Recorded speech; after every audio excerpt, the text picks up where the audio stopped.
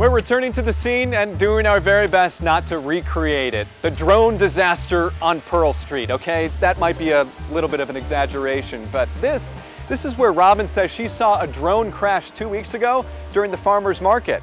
So now we need to go fly to her to get her story and her question answered.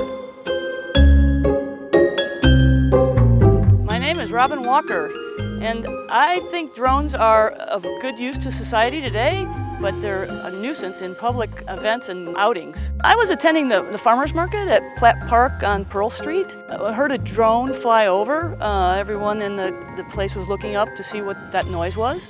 It flew over and then it turned around and flew back, and in that process of flying back, it hit some electrical wires there, and it dive bombed right onto our umbrella.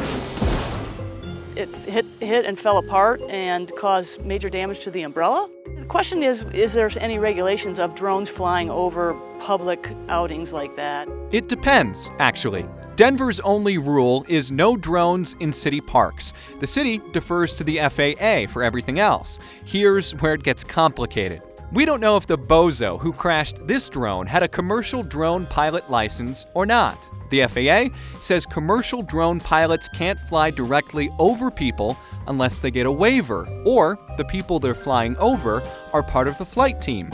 If you fly for fun, people are fair game, unless you live in a city that's made rules that say otherwise. Denver isn't one of them.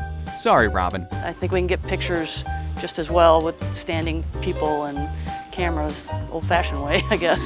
Our drone may beg to differ.